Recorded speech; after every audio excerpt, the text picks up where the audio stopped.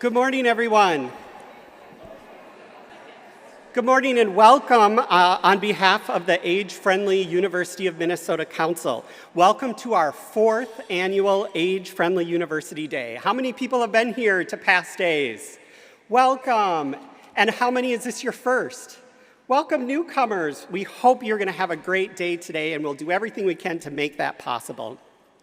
My name is Rajan Moon, and I serve as the Associate Director for Policy for the Center for Healthy Aging and Innovation, and I'm privileged to serve as one of the co-leads, along with my colleague Alicia Wolf, who's standing in the back waving, our troubleshooter for the day at the registration desk, for the Age-Friendly University of Minnesota Council.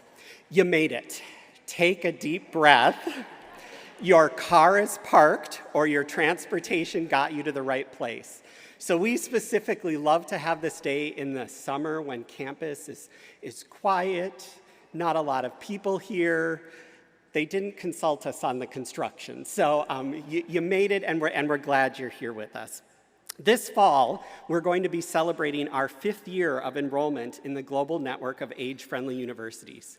In 2000, the Center for Healthy Aging and Innovation sent a call out to colleagues across campus who were interested in lifelong learning to invite them to a conversation about how could we work together to make the U a great place for all students across the lifespan. At our first meeting, we felt it was important to join the global network to help organize our strategies and work. That fall, we were the first university in the state to join the network. So we're very excited and proud to celebrate that. It's important to note that enrollment in the network isn't an award. While it's important for us to celebrate our accomplishments and good work, being part of the network means we have made a commitment to work to make our campus more age inclusive. And today is one of those ways. The Age-Friendly University of Minnesota Council is made up of 14 programs and services from across the Twin Cities campus, designed to engage lifelong learners and support intergenerational connections. Each member on the council volunteers their time out of passion for our community. Together, our council believes that we all benefit from intergenerational approaches and exchanges, that lifelong learners bring experience and perspective that enrich education. Diversity, equity, and inclusion are central pillars to all of the work that we do, and that ageism is a particularly pervasive form of bigotry that must be challenged and eliminated. You can find a member of the council by a ribbon on our name badge if you'd like more information. I'd also like to take a minute to welcome attendees from across the state who are participating virtually. Thanks to support from our partners, we're again offering the morning keynote, panel, and first breakout virtually so Minnesotans can attend all across the state. We have a full day planned for you that's going to go fast. But first, it's important to recognize that today is made possible by the support from the University of Minnesota Provost Office, the Minnesota North Star Geriatrics Workforce Enhancement Program, the Center for Healthy Aging and Innovation, AARP Minnesota, the Age-Friendly Council, the Osher Lifelong Learning Institute, and Senior Linkage Line, as well as partners hosting exhibit booths. I'd also like to thank Trellis for hosting Tai Chi Guan this morning. This past week has been difficult for us as Minnesotans as we cope with tragedy.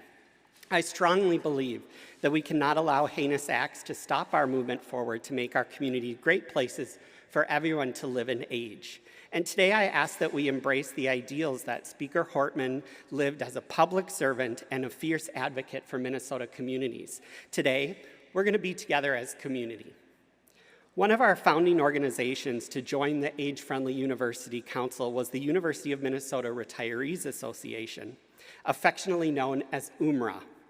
As a student, I wasn't fully aware of the momentous impact UMRA has on our community, and I'd like to welcome Eric Hockert, UMRA's past president and council representative, to give some insights into the important work that UMRA does. Eric?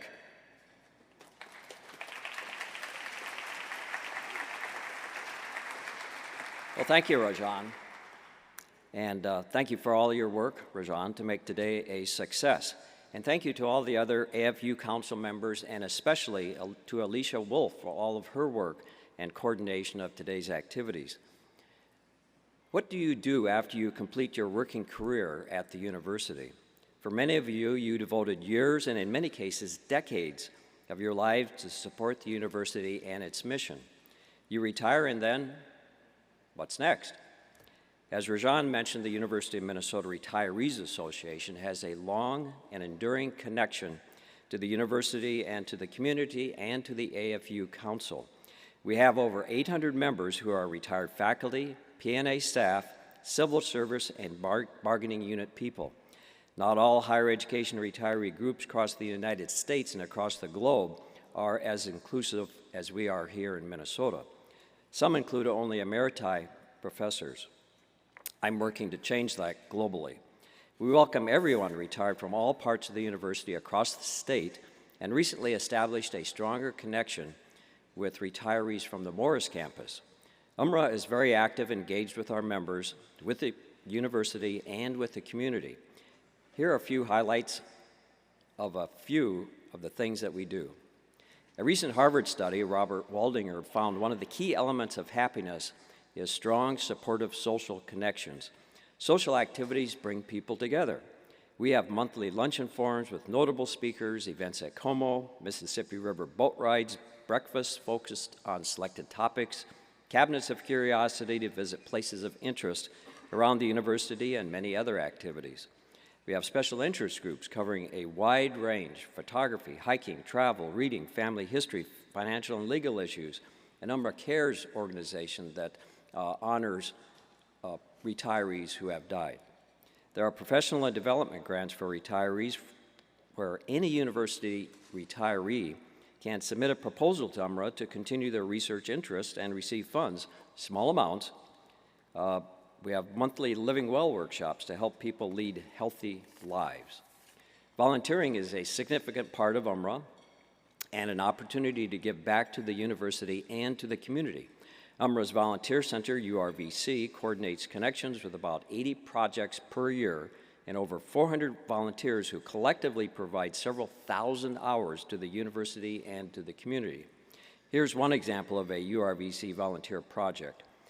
AARP Minnesota has a government advocacy program directed at helping to get legislation passed at the state level to benefit older and actually all Minnesotans.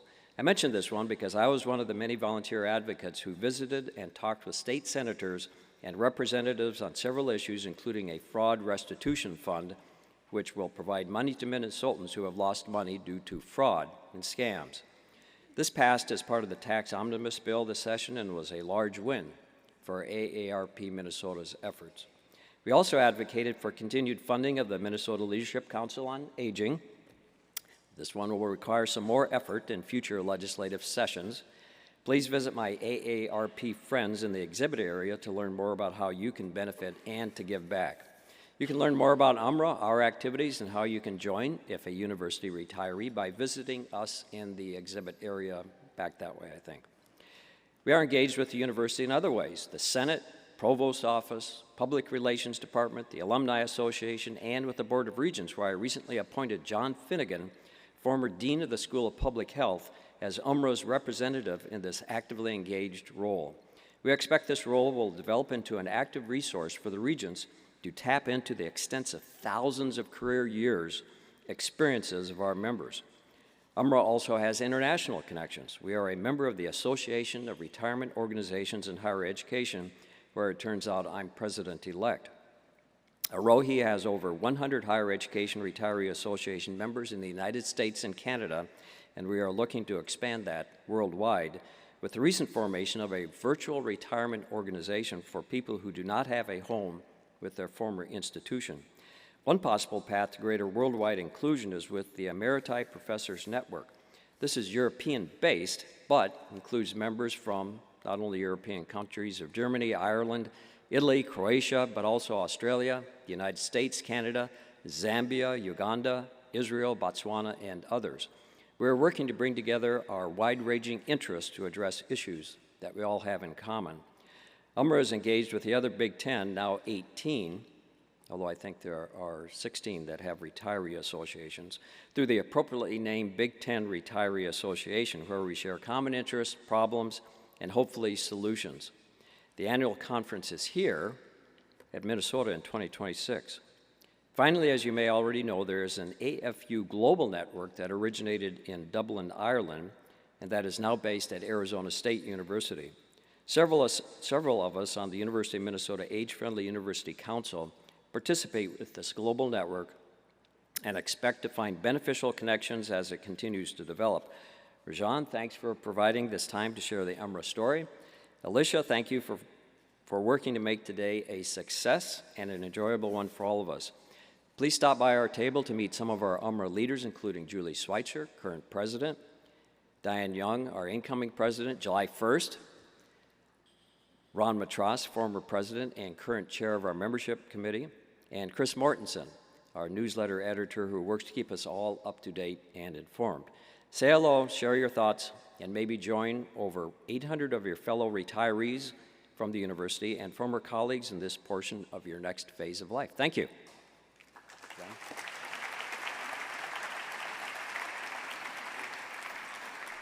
Thanks, Eric, for your commitment to the UN, and thank you to UMRA for the continued support of our students and community.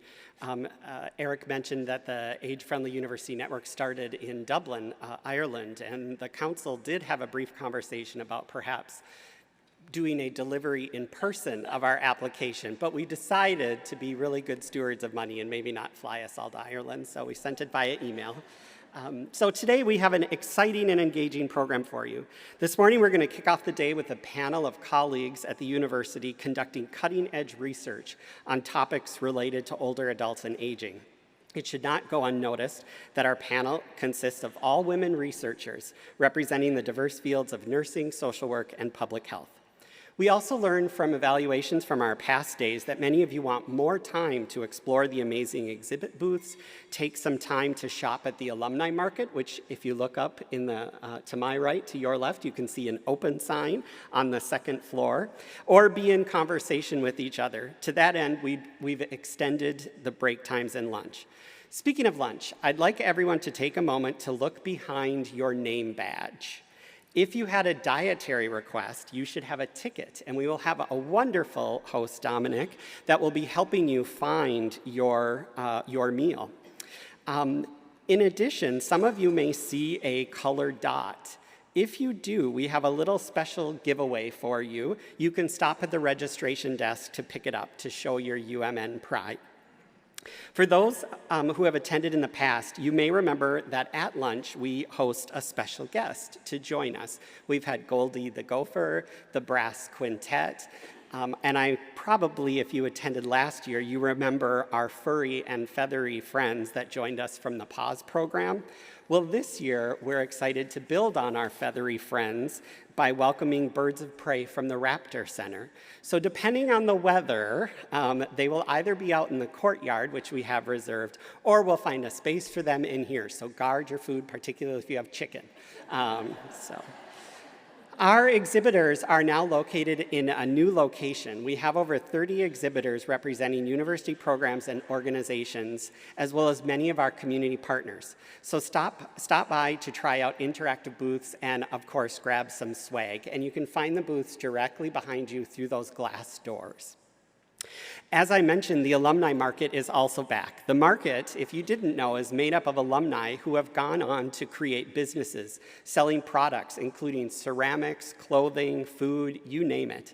You can peruse items in the exhibit area, and the full market is open for you again on the second floor. And we have a special invitation for you again. Once again, the alumni market is offering a 15% discount for all of our attendees if you shop today. Our 3 breakout sessions really have something for everything. You can find which sessions you signed up for on your name badge. If you're missing one of the sessions, either morning or afternoon, stop by the registration desk and they can help you. So the first session is we're offering a bus tour of campus guided by the University of Minnesota architect. But due to bus capacity, we needed to cap registration for this session. So please go to the correct time that you have on your name badge. And to load the bus, you're going to exit through the doors to my right, your left. We were kind of tossing around the idea of a beautiful walking tour, but yeah, it's either going to be around 100 and muggy or rainy. So we're glad we decided to get the bus. As you can imagine, we have to limit the seats because of capacity. However, if you're interested, we will have a standby waiting area to see if people maybe weren't able to attend today, and we have some spaces open on the bus. And there'll be someone that can help you if you're interested in that. We're also happy to welcome back our friends at AARP Minnesota, who will be leading a session on the Age Tech Collaborative, which will offer insights into the intersection of technology and aging. That session will be in this room and will be live streamed this morning across the state.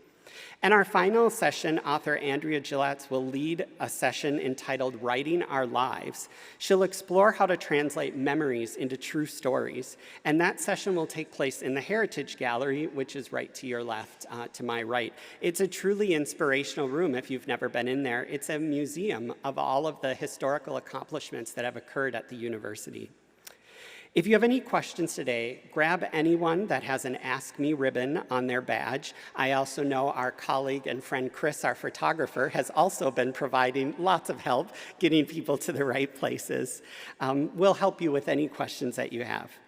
Lastly, we want to hear from you. You'll receive a survey after this event. We're already thinking about next year. We'll be celebrating our 5th annual Age-Friendly University Day, and we want to make sure that we bring topics and sessions that are of interest and of value to you, and that survey will help us plan. Okay, with all of those logistics out of the way, you didn't have to take notes. Remember, just ask me or one of my colleagues. I'm very happy to introduce my colleague in the medical school, who is also a student at the university pursuing her PhD, Christina Cobble, and our colleague researchers from the university. Christina.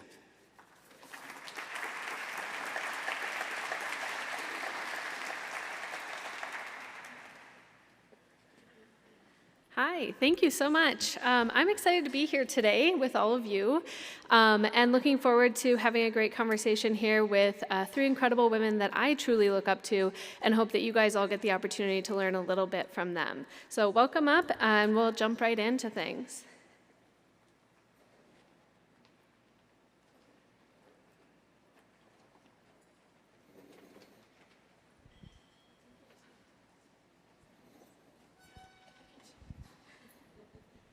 All right. Well, test. Okay, we're good now. So first off, I would love to just have each of you introduce yourselves and let us know a little bit about your area of research. Great.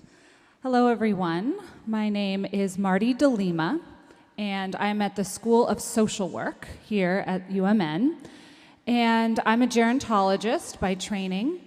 And I study scams and fraud, and what makes us susceptible to scams and fraud, what makes us succumb to deception, and how scams are changing in the modern age. And I'm also particularly interested in how aging and vulnerability to financial deception intersect. All right, good morning, everyone. So good to see such a great crowd, and I know it was a challenge getting here for some, so thank you for making it. My name is Tatiana Shippy. I am a professor here at the School of Public Health. I'm in the Division of Health Policy and Management. And as Marty, I'm also a gerontologist. I describe myself as a social gerontologist, and all my work focuses on promoting quality of life for older people who need some supports. And in my work, that means people who live in assisted living, nursing homes, or people who need some help living at home and use some home and community-based services, say, such as home care. I'm happy to share more about that work. I've partnered with various organizations, including AARP nationally, to ensure that we can promote quality of those settings and focus first and foremost on the older person who is using the services. Thank you for being here. I'm Siobhan McMahon, and I'm in the School of Nursing. I'm an associate professor there. And by background, I'm a gerontological nurse practitioner. And my research areas center on promoting physical activity across older adulthood and helping people to really integrate what's recommended into their everyday lives. And the other area of research that I'm involved in is fall prevention. So preventing falls among older adults. And all different facets of that. As you know, that's pretty complex. And one sub-area of that is the use of technologies, both personal and also environmental technologies that can help older people in their spaces and also with their activities.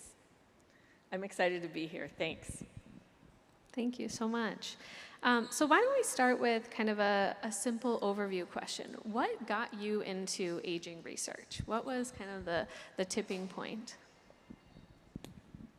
This is on, right? Okay, well, I can go first. And I think my story ties very much to this focus of our day today on age-friendly university.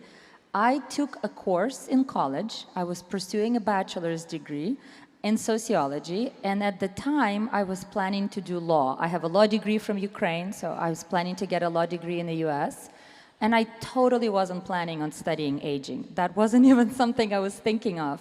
But as one of my electives, I took a course on aging, and as part of that course, there was a requirement to interview an older person, learn more about their life story, and then present it to the class.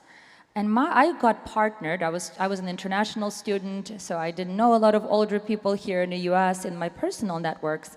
And I got partnered with an alumnus of the university, a former faculty member who was a physics professor, and who was living at home in his late 80s, caring for his wife with dementia. And I was just so impressed, not by his research, I wasn't physics, I mean, he was doing great work, but by his stamina, by his resilience. He was so creative. He was inventing all these different ways to get around their big Victorian-style house. I got my bachelor's in Tennessee. So it was a huge, big house by the campus. He was determined to keep his wife at home, to ensure that she had the best quality of life. And he had so much to give. So it was because of that class that I decided to switch and focus on aging.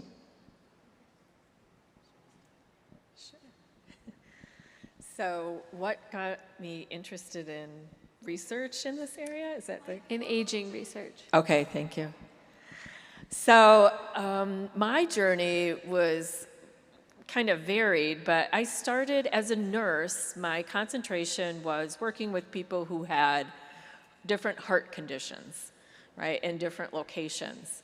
And over the years, I observed this pattern where it felt like older people were the things that we were doing and the practices that we had and the treatments that we were giving were varied and maybe not based on evidence because we didn't have it, and just saw some impact of that wasn't good on individuals or older adults overall. And that's when I made my shift from kind of the cardiac and the heart area to really study more about gerontological nursing and get certified as a gerontological nurse practitioner.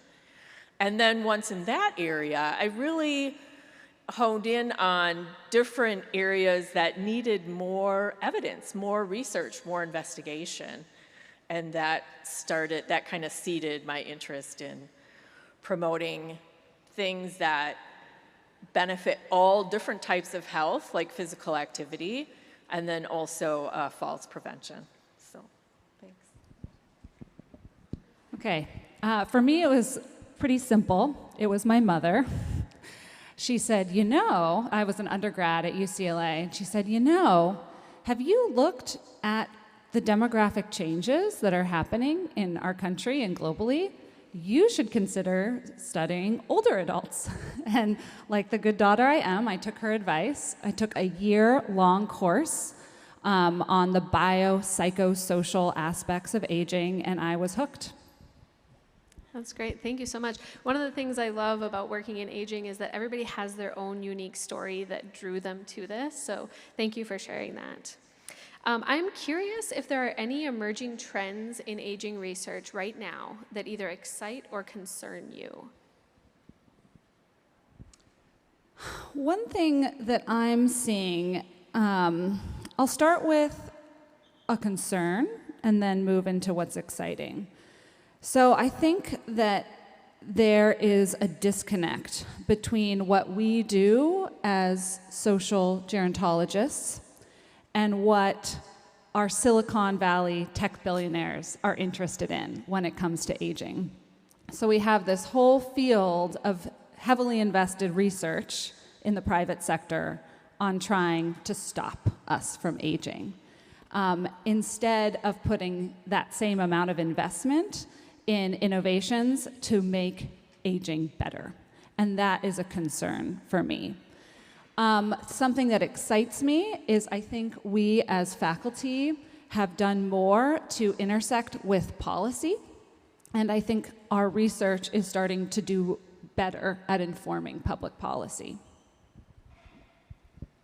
I share very similar sentiments to Marty's. That was going to be my focus too, this ageism that we see so rampant in our society, and really many industries trying to capitalize on that, right? The growth of all the anti-aging products and all the amounts of resources that go into anti-aging.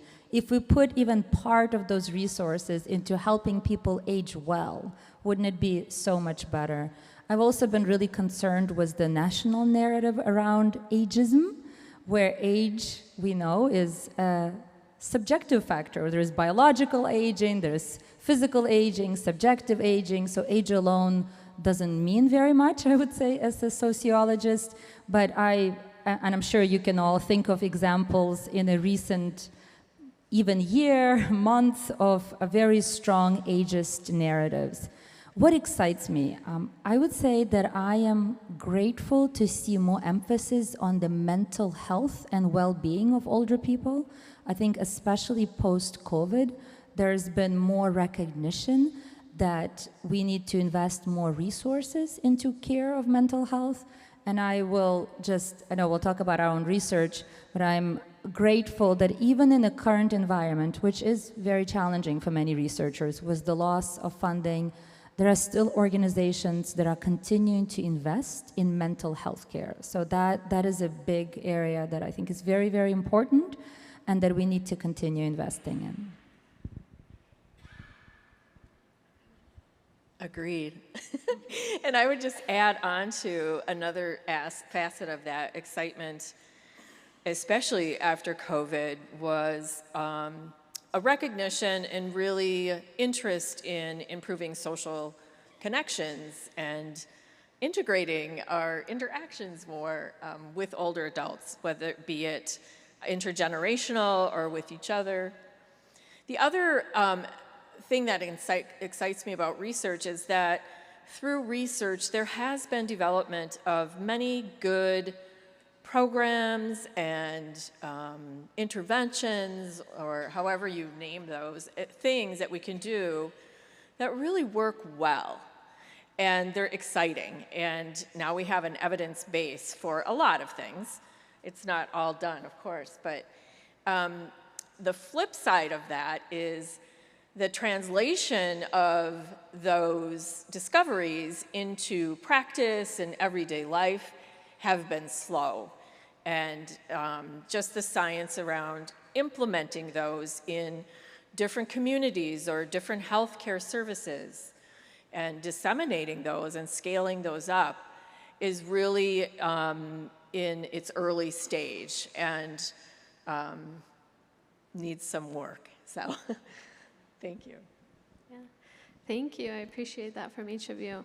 My next question is really about how you ensure that your research includes and centers the voices and experiences of the older adults that you work with. Do you want to go first? I can. Sure. I'll just give one example. So we value, I would say our research is based on the voices of older adults. Be it we're working on one program. It's called Ready Steady, and it's grounded in a theory that was developed together with African Americans in different urban communities, and then we took it to rural settings. But the whole time that we were developing it and forming it and refining it, it was really informed through the voices of older people. And not just the content of the program, but the logistics around it. Like, where do we do it? What time do we do it? How long? How do we progress it? How do we disseminate that? So, and then what we've done is just replicated those methods into other areas of research, be it using technology, like I mentioned, or falls prevention, is really keeping it centered. I like that word, centering the voices. I'll go next, and I'll start with a story. Sorry, I'm a long storyteller. But it ties to Christina's first question, why we do the work we do. So for me, it was this course, as I mentioned, in undergraduate, but also a huge impact on the types of questions I ask in my research comes from my experience living in a retirement home, in a long-term care facility. I lived there for 2 years as a doctoral student. It was an innovative program that my university, I received my doctorate from Purdue University in Indiana, started with a local retirement community. And it was while I was living in this community, and at the time I wasn't sure what my research quite would be. I had different areas of interest where I became friends with many, many residents. They adopted me as their daughter. They came to my wedding here in Minnesota. And actually, one of them, one of my closest friends, she was 99, just passed away last week. But I was able to talk to her on the phone as she was transitioning. And what they all told me was that I needed to focus on them, the residents. They talked about how they often felt left out in terms of what mattered to them most.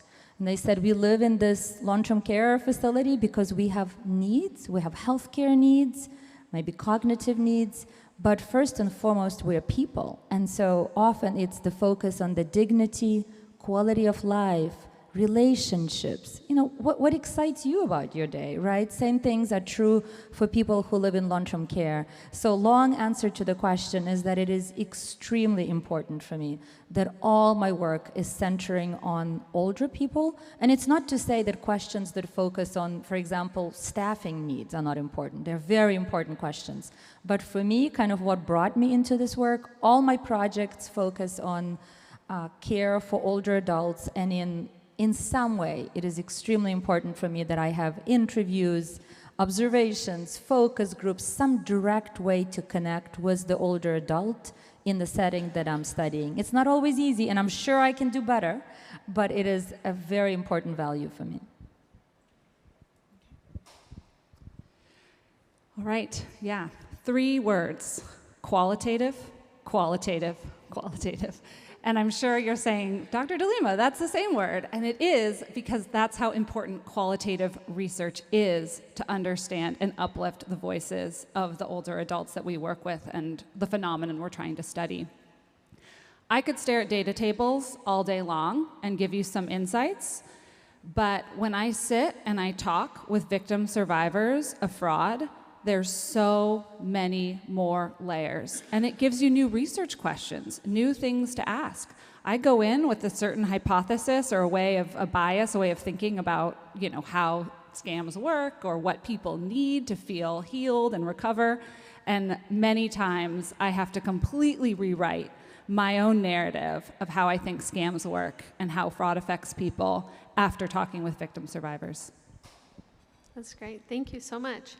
I'm really excited about this next question because I think it's going to give you guys the opportunity to really share a little bit more about each of your work and the impact it's had. So can you give an example of a research project or a study that you've worked on that had a really meaningful impact on older adults or aging services? I'm in the middle. So safe spot to be. You know, I hope, and I think we all share this sentiment, that ultimately, I think about what matters at the end of the day, and that is that our research has some impact. It's not the number of papers we've published or grants or dollars we brought to the university, although I'm sure the university cares about it. We want to make sure that the work makes a difference, as you were saying, Siobhan, that it translates to the people that we aim to serve through our work. So for me, I guess the areas I'm very proud of and would like to emphasize is the work that I've done here in Minnesota with the Minnesota Nursing Home Report Card and the Assisted Living Report Cards. If you're not familiar with that work, it's going to be my pitch here for a second, if you allow me to do an ad. If you know folks who are looking for assisted living communities or nursing homes in the state of Minnesota, we have what I would call the state-of-the-art nursing home and assisted living report cards, and it's not because I worked on them. I am not that self-assured. It's because nationally and internationally, we've received feedback that this work has really been pioneering in the nation. And what it is a report card that includes, as I already shared, measures that matter to me. Measures of quality of life scores from nursing home residents and separately assisted living residents, as well as separate measures of family member satisfaction. This is in addition to clinical measures, which we know matter, but again, because we know that the voices of older people themselves are so important, I have done a lot of work on developing measures, so doing the national literature scans, engaging with technical experts across the country and internationally to develop items that we then tested with older adult users and now have been used for nursing home report card. My predecessors, maybe some of you are familiar with the work of Bob and Rosalie Kane. They're unfortunately both deceased, but really pioneers in the field of long-term care and aging. They started the work on the nursing home report card. I've been lucky to be able to pick it up and continue that work by adding some new measures, and I've been able to develop measures for the assisted living report card. So I have other projects, but maybe this is something that's local and might be of interest to folks. Nice.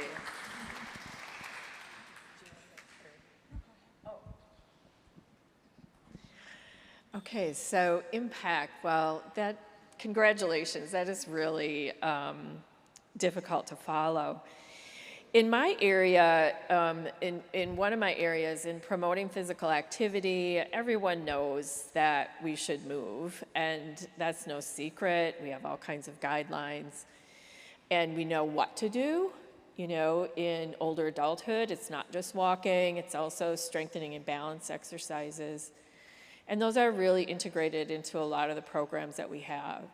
So a lot of our work has really centered on how do we help people use, learn those and use those in their everyday lives beyond after they're done with the program or, for the rest of their lives, basically, and integrating those into their everyday life because they're really beneficial as long as you do them, right? So there's this whole gap in this field of how can people maintain the movements that they know how to do, and if they fall back, how can they regain those and restart those?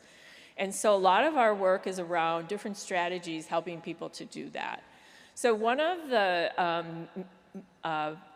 main finding that we've had from recent studies is that, no surprise, you're probably not going to be surprised by this, and I guess I wasn't either, but of the strategies that we tested and that we developed, the one that really stood out as helping people maintain their physical activity over time on their own in ways that they wish was when they talk to each other through peer-to-peer learning and sharing. Because there's all kinds of things in everyday life that get in the way of doing these, be them personal or in our environment. And one of our participants told me, it's nice to hear from a nurse, tell me what to do.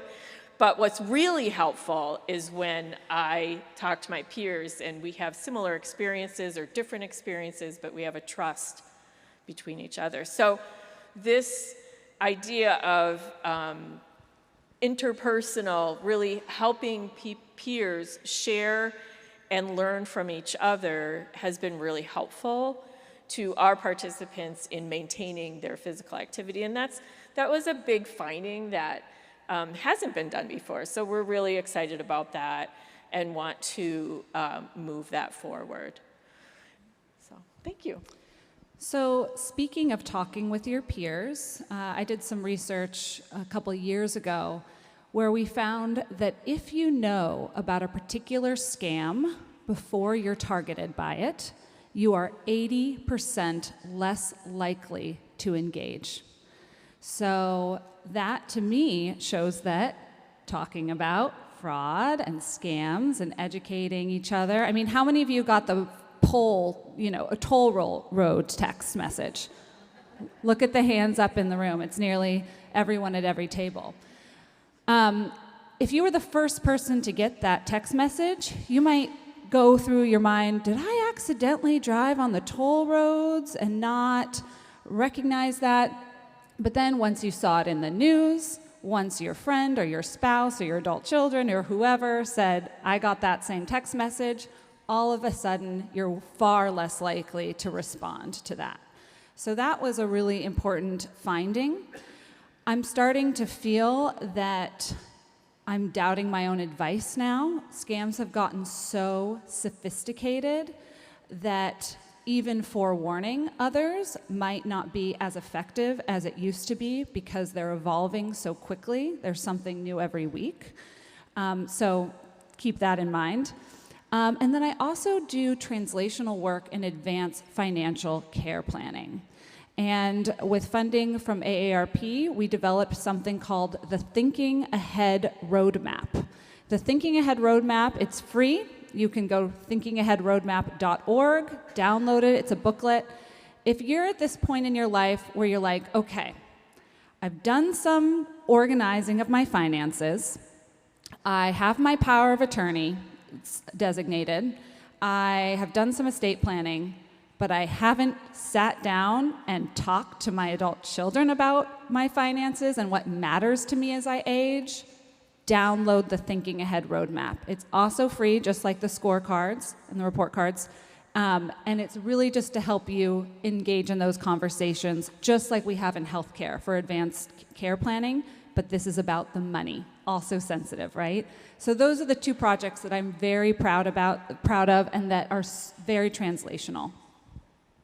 Thank you to each of you for sharing those. I think if there's one theme that I felt came through in each of your experiences, it's really kind of the relationships, right? It's what makes someone someone is their connections to others and their ability to have social connections. And I think that came through in each of your responses, so thank you. I think one of the other things that I hear a lot when it comes to research is, unfortunately, that there's certain people that get left on the side, right? And they're not always included. And so I'm curious from each of you, how do you try to include underrepresented groups in aging research? What does that look like? Oh, it's not working. Yes, it's working. Great. I can get us started, and then we could all share our approaches. I would say that in my work, it's been a very strong priority and value of mine to ensure that people, as you said, Christina, who often have been excluded are involved in our research, that the work that we're doing is benefiting everybody and not just certain groups more than others. So in much of my work, I have focused on improving quality of life for all residents, but also with the attention to the gaps and needs for people of color. And what my work has found right here in Minnesota is that in our Minnesota nursing homes, our Black and Indigenous residents often report significantly worse quality of life compared to white people, even when we look at the same facilities. And so what my work has looked at, it's looked at the role of individual factors, and individual factors matter, right? Different health needs, different physical, mental health needs, kind of family situations, they do impact our experience of living in a long-term care facility, but also the role of facility factors. And this is where I found that actually facility factors do account for a large proportion of the differences we observe between, say, Black and white residents. And we find that, probably not a huge surprise for you, that facility staffing really matters, and that many of the Black and Indigenous residents end up living in facilities that are high proportion Medicaid, highly under-resourced, have significantly fewer staff hours per resident day, which end up contributing to these disparities that I've been describing. So a lot of that points to the need for Medicaid support, resources to ensure that all of our residents can be served well. Also, most recently, in the last 6 or so years, I've started partnering with colleagues on supporting needs of LGBTQ residents in long-term care. You may not have heard this, but LGBTQ residents are some of the highest targets for discrimination when receiving services. And this applies to folks who receive care at home, maybe from a home health aide, but also to those who live in more institutional settings, such as nursing homes. In fact, we talked about doing qualitative research, meaning we engage with people directly. I sort of came upon this doing work on a different topic. I was actually focusing on care for residents of different racial ethnic groups, and I asked staff about some of the biggest challenges they faced. And they listed a number of factors, but one of them was that some staff said, well, I can't care for somebody who is LGBTQ. I'm not comfortable bathing them. I'm not comfortable providing bodily care. And that was just so shocking to me, because actually my work at the time was focusing on racial disparities, and I didn't hear this kind of a direct discriminatory statements. Of course, there was still bias, but here many people were comfortable commenting very publicly about how they wouldn't care for somebody who is LGBTQ. So I have partnered on work that actually involves our own Dr. Rajan Moon. I don't see him, but he was somewhere around here, where we are conducting a clinical trial.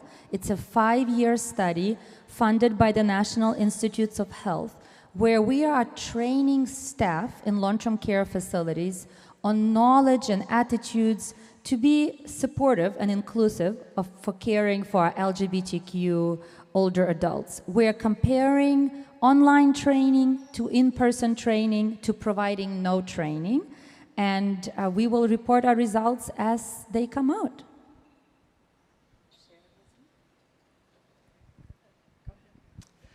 So when I tell people I do work in fraud, people think, oh, that is an older, rich, white person problem. That's really what the mental model is for many individuals. But I think many of us would agree in this room, there is a scam out there for all of us. I talk to my students who are on student visas here from other countries. They get calls from immigration officials threatening their visa status, threatening their student status. If you are a low-income person, you might get credit repair scams. So all of us are being targeted, but the types of scams we're experiencing are very different. And that's why when we're doing even survey research, we need to include groups from all different class statuses, so socioeconomic statuses, as well as different racial groups, because the criminals will tailor their materials to the community, even targeting people in their native language. So that's really why focusing on equity and is incredibly important in my work too.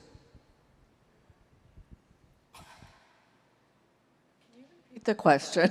Yeah. I think I know So what you're it's saying. really about how you include underrepresented groups in your research. Okay. I really appreciate this question. In our field, the clinical trials and the randomized control type trials that go on are notoriously known for not including all older adults. And diversity is on several different domains, including culture and race and ethnicity, but also ability and social context. And so it's it's one of those areas that we're trying to improve. And so it's important not just to understand the differences, but then to try to intervene on differences that are noted.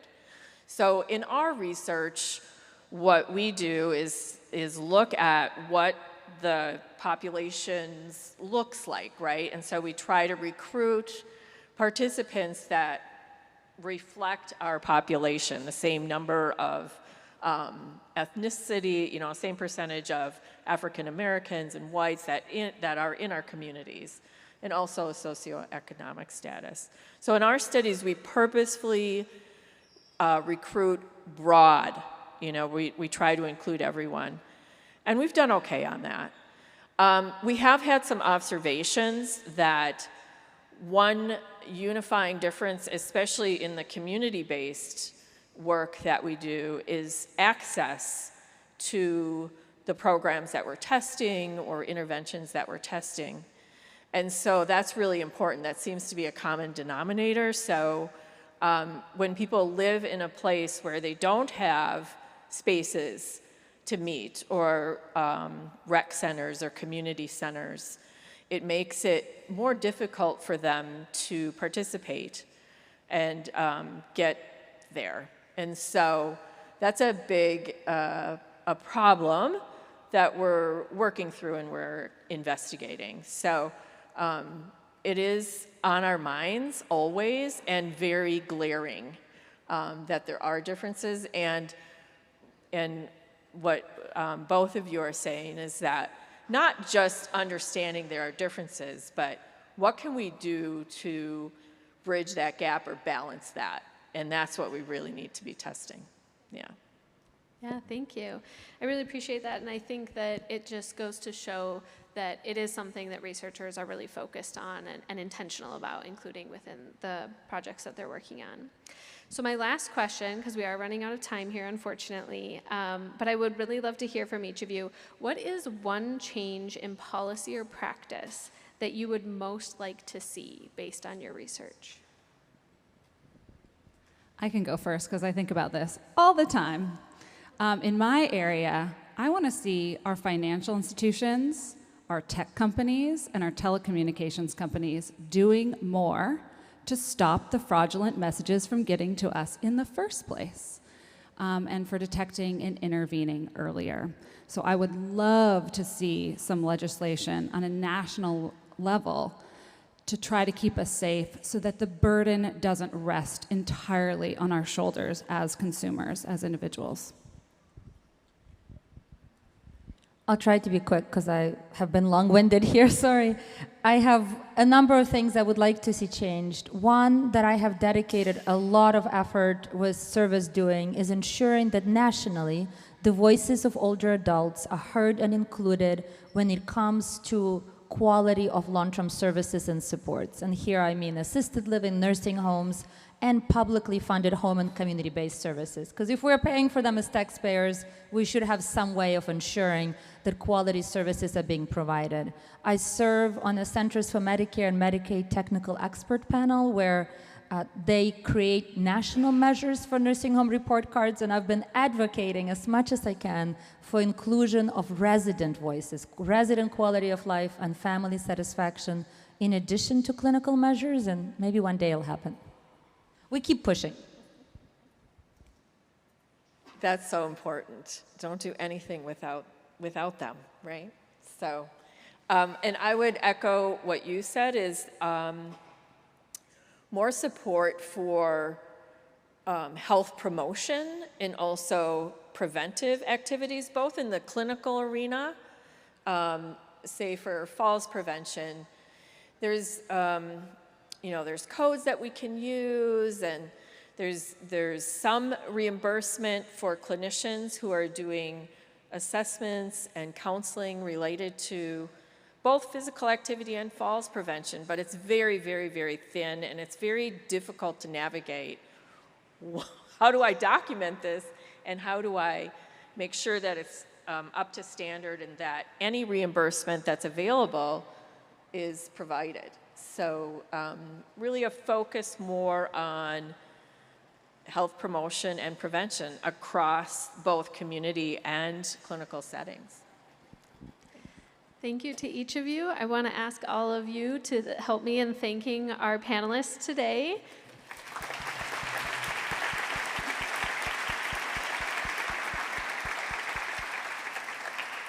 Thank you so much. I hope that all of you took something away from the conversation today. We are going to break at this point, and so I just want to remind everybody that up here is the alumni market, and so please feel free to check that out during this time. And then also the booths and stuff, they're going to be back down this hall and just to the left. So please take some time to check that out and connect with others. Thank you so much, and we're excited for the rest of the day. I'm Shirley Barnes, and on behalf of the Age-Friendly University Council, I'd like to welcome everyone to the Age Tech Collaborative. And we are so fortunate to have with us today the following people who will go in this order, I believe. Megan Redman and Jay Hoppala are Associate State Directors with AARP Minnesota. They work together to support Minnesota cities and counties enrolled in the AARP network of age-friendly communities. And they collaborate with everyone interested in creating better places to live for people of all ages. In today's session, you'll hear from 3 practitioners who are using new technology in their services for older adults. Shanna Eckberg from St. John's Lutheran Community in Albert Lea. Lisa Lavin is the founder of Care, and Caton Benedict is from the Normandale Center for Healing and Wholeness in Bloomington. So please join me in a round of applause for all of our speakers today.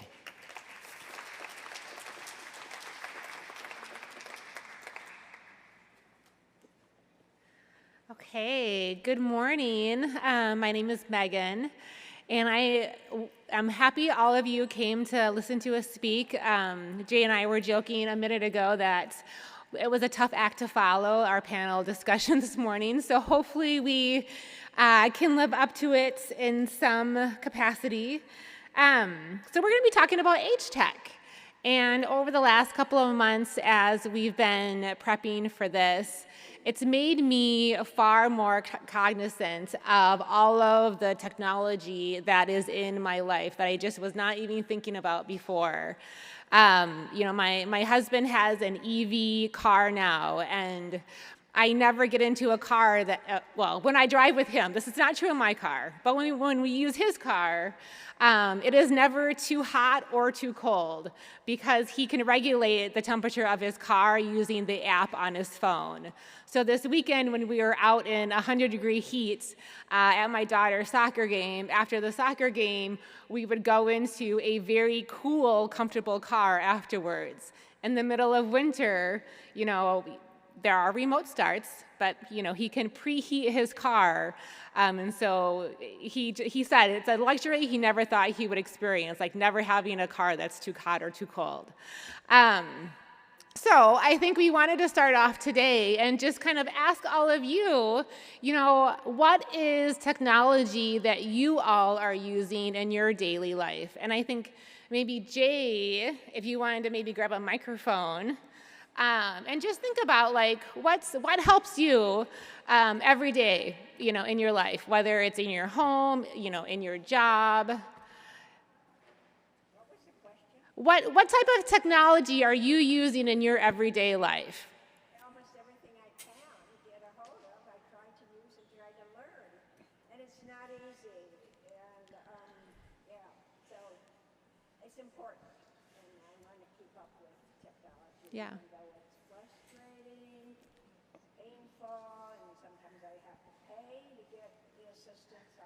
Yep. Expensive. Yes.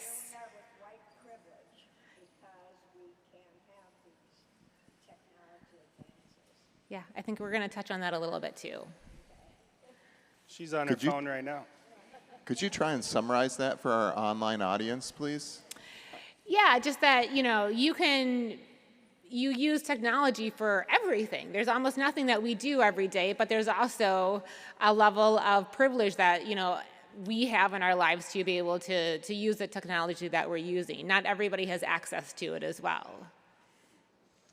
Who else? What are you using? Over here. I like to keep track of my graduate students and what they're doing now, and Facebook and LinkedIn are really good sources for that information. They're on regularly, and I see about their children, and it's really fun.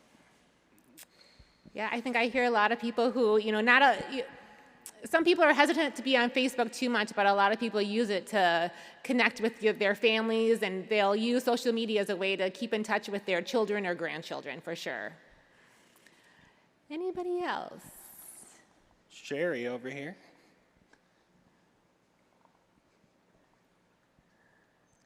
I have a smart home, and I talk to Google every morning. Right? Every morning I look at my phone and look at the weather report. Yeah, that's nice too. And I also have a Ring doorbell. That when you're conversing with Google, do you think you're using artificial intelligence, Sherry? Yes, I'm trying to get Google to be nice so that it always responds.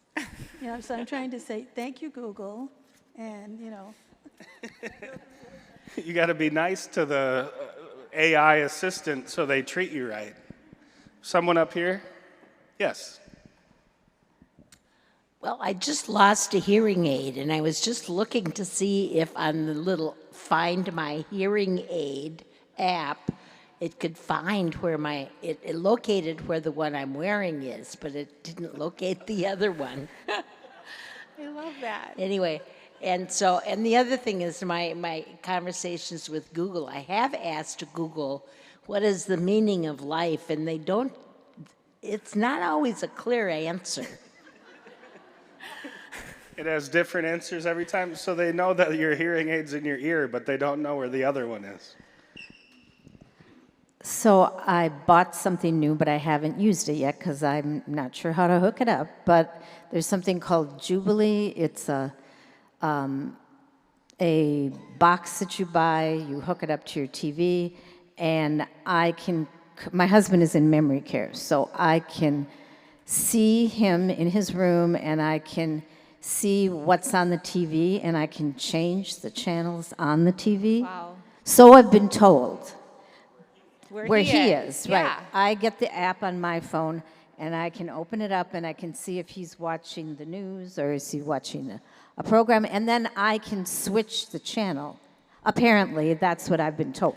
Well, So I know someone that has it, so I know that it works, but I haven't hooked it up yet.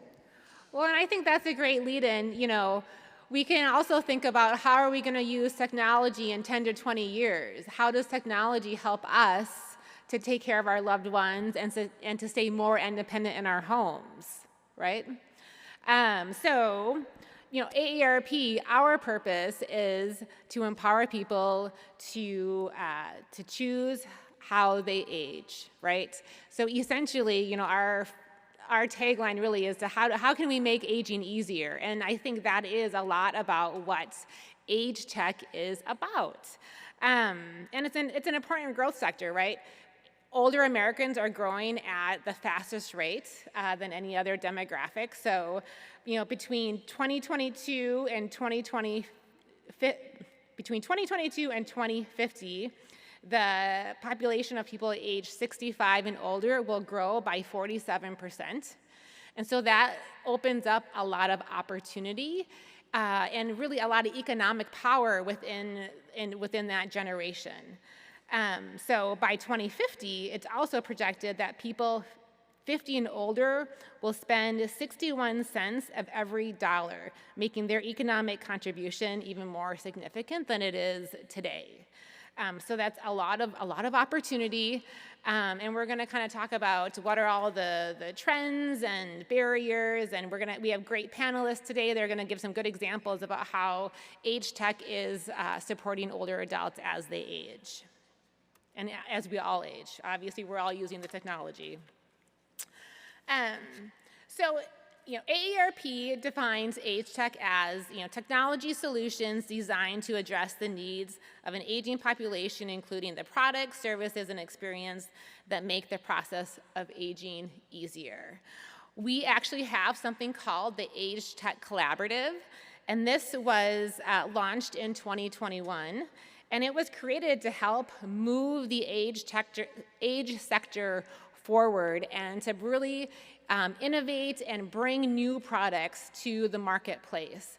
And so the Age Tech Collaborative brings together startups, investors, and really opportunities to test all of the technology. And the opportunity to test is really important because that's really where the voice of older adults comes in. So they are able to collaborate with different organizations and have real people testing, all of the technology devices and inventions that people are creating. And the products that we're talking about and the services that we're talking about is really broad. I mean, it's, we're going to talk about AI and, software apps on your phone. It's mobility devices. It's, how do we communicate, digital health, gaming, kind of everything we do, we know is kind of being touched by technology in some way.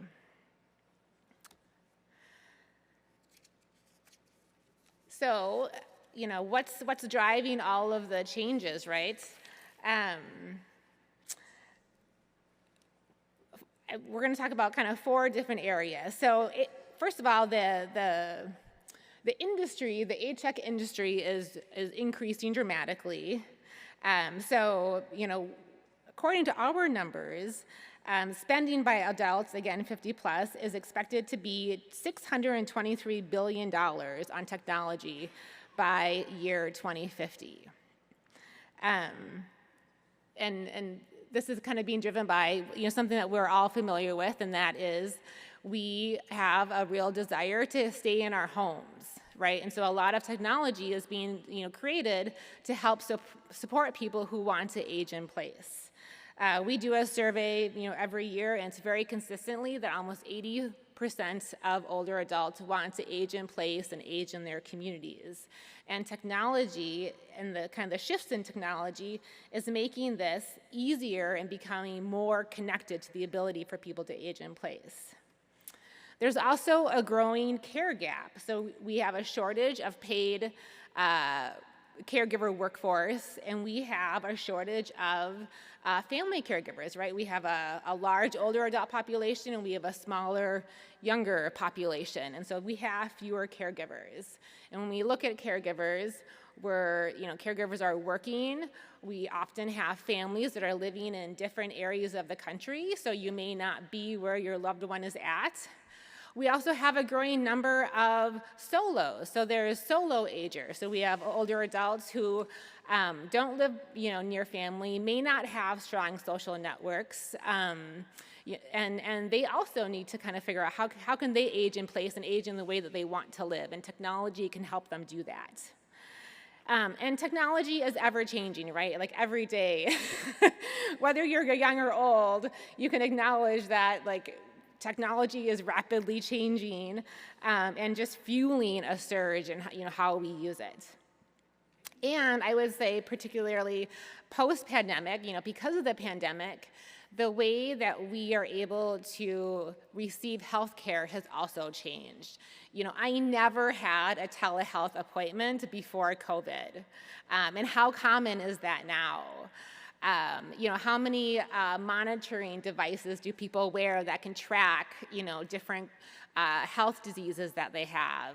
My son's grandmother, a couple years ago, her doctor recommended that she get a smartwatch to track, I can't remember what it was, but she needed to use it to track something for a certain amount of time and give that data back to her doctor.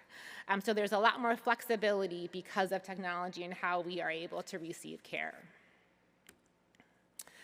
But I think, as our lovely guest in the front mentioned, there's also a lot of barriers for the adoption too, right?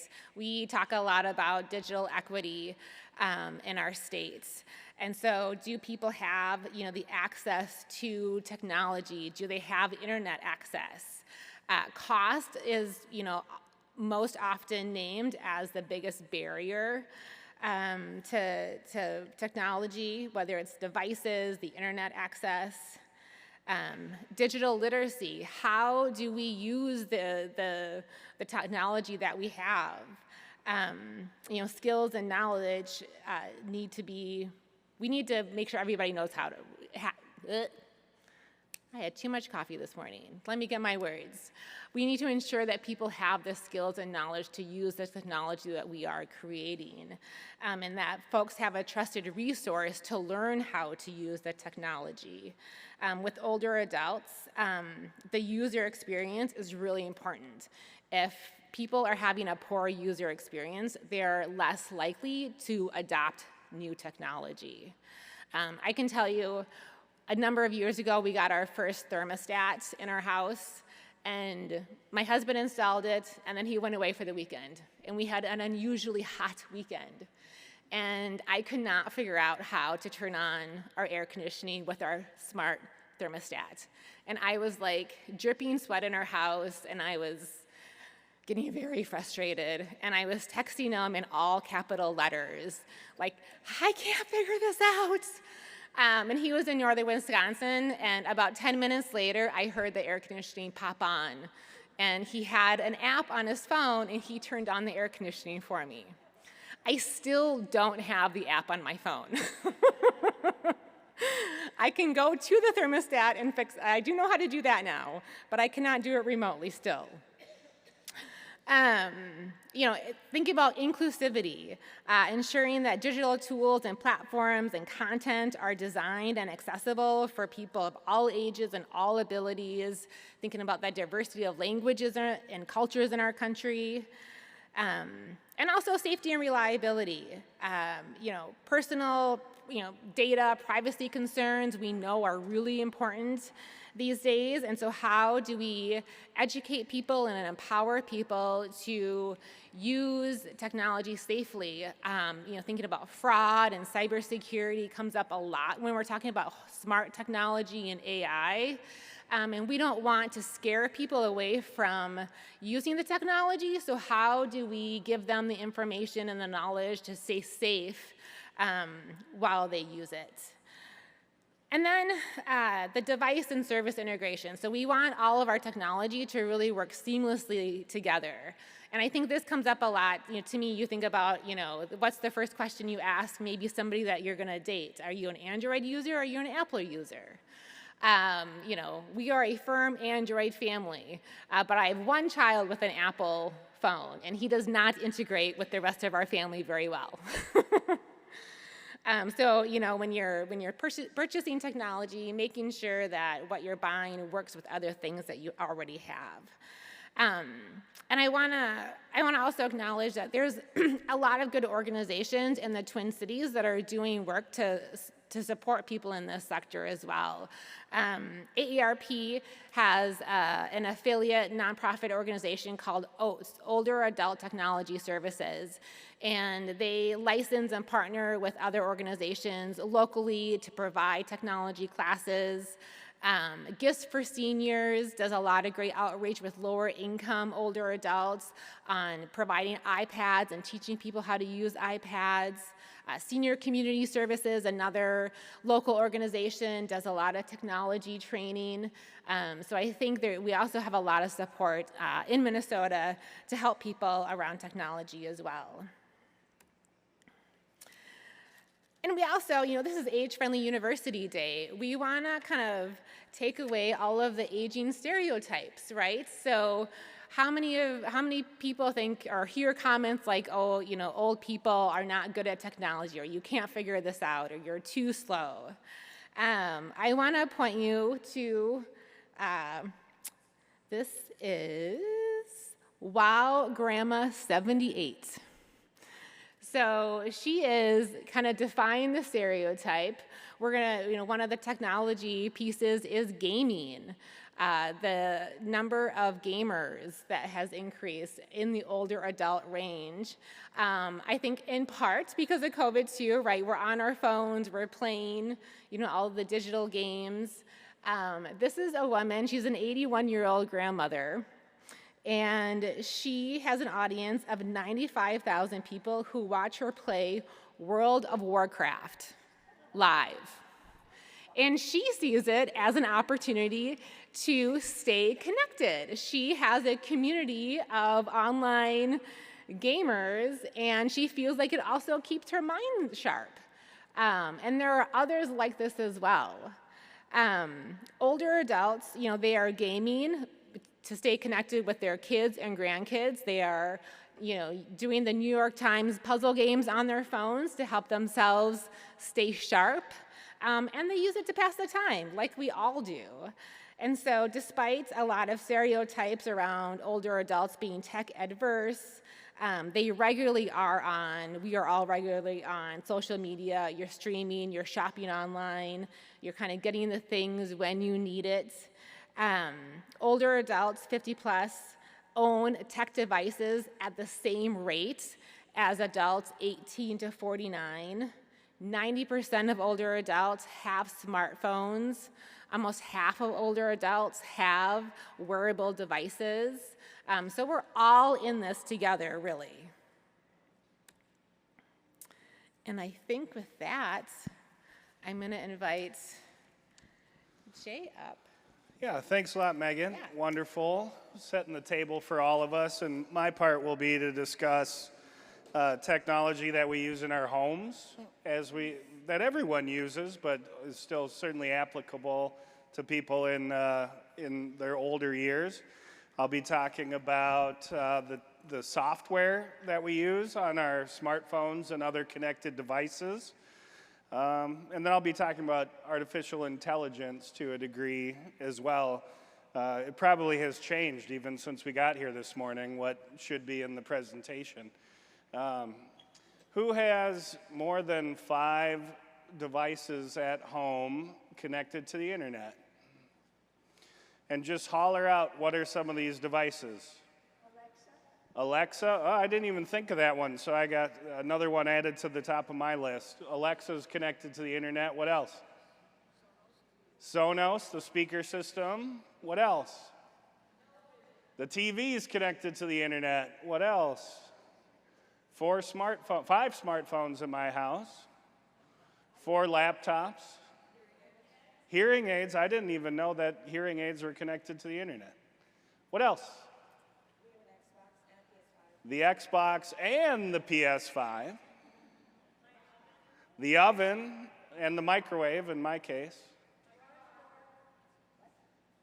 Say it again. The garage door, yep, we got one of those. Megan's thermostat is connected. And the front door lock is connected, whether you live in a building or you live in a single-family home with a Ring doorbell, for example. What else? The lights. You can turn it like the outdoor lights, the indoor lights. She can turn on the lights. Just like the old days, if you didn't want the burglars to know you were home, you had the timer on your lights, right? Now you just do it right from your phone. What else? It's unbelievable, the things I didn't even know about. So your car is connected to the internet. I didn't think of, so I got 32 now that I didn't think of. My vehicle is connected as well, and I can turn it on to heat it up or make sure the doors are locked. Unless you leave it parked for 2 weeks or more, and then it says you have to update it, right? That happened to me this winter when I was out of town. Well, I guess I'll look. What else you got? The furnace, yep, absolutely. The thermostat and the air conditioning. How about this? This is one that was connected to the internet before you even started getting Ring doorbells, was that your electric meter is connected to the internet, so they don't need to come and snoop around your house anymore to check how much power you're using. It all just gets directly uploaded. So the point being, and Megan touched on it, is that we're all so dependent on having that internet connection, and there are disparities, whether it's in rural areas or even if you're like me and maybe a nerd about these issues, you look in parts of the urban centers And the places that it wasn't as profitable to provide high-speed internet service is where we still lack high-speed internet service. But with the funding that came out of the COVID response, intended to increase internet connectivity, whether it's in urban places in Minneapolis or rural parts of the state, that money is still coming out. And as a side note, I just find it so interesting and fascinating. You can talk to people about having their home connected to the internet or not, and I meet plenty of people who say, I don't use the internet, I don't want it, I don't need it, but the family is sure going to want it when it comes time to sell the house. So folks who maybe are not internet connected, but they have their home and may be eligible to get some funding for internet connectivity, I'd recommend they take advantage of it because it's going to be connected to their home value as time goes on. So if you have those conversations, I'd encourage people to be thinking about it even if someone doesn't want to use it right away. It was in the 1990s that the first technology writers came out with the term digital natives. So 1990, I was in middle school and high school in the 1990s, and my little brother, he's a year younger than me in school. I graduated in 1997 for that kind of context. But in our elementary school and middle school, his class had access to computers in first grade, second grade, third grade, and so on, and I did not. So they started it with the year just before me, and I was typing on typewriters instead of like even my brother in the same school was a digital native in that sense, and I would be called what? Who knows the term for someone who did not grow up using technology? A digital dinosaur. I love it. I'll call myself an immigrant instead of a dinosaur. But that's how this just has been rolled out or adopted for people. And I'm 46 years old, and I am a digital immigrant, not a digital native. So 3 sections of this conversation just about what we use at home, first of all. And then I'll talk about just the software we use on our phones and our devices, and then again about artificial intelligence. But hopefully you can see just on the list what kind of technology is available for us. And we talked about just now all of our connected devices at home that help us stay connected and engaged, communicating with people. I try to limit myself to referencing the pandemic 3 times in every presentation. So I think it's 1. Megan took another one from me.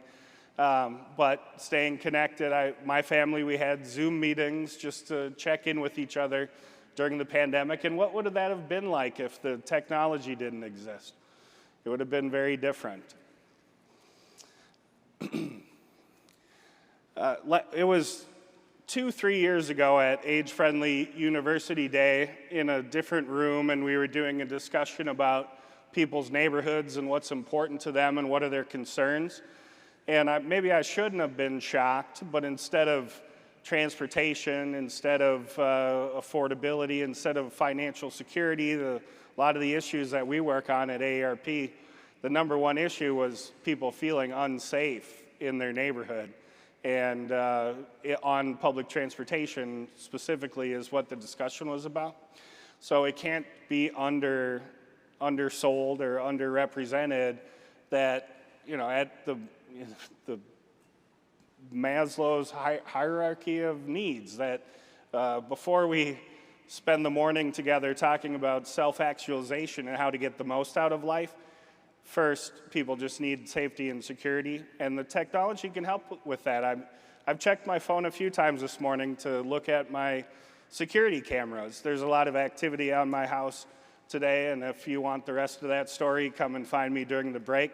But I've been checking my security cameras this morning more than once to see what's happening and make sure my family is safe there at home with what's happening. We already talked a little bit about your smart watches and health tracking devices. We're at the University of Minnesota with academic professionals and all of us interested in lifelong learning, and technology certainly helps us achieve that in ways that did not exist when I was reading the library card. What do you even call it? Dewey Decimal System, and my brother's Googling things on the internet. That it's just changed so much.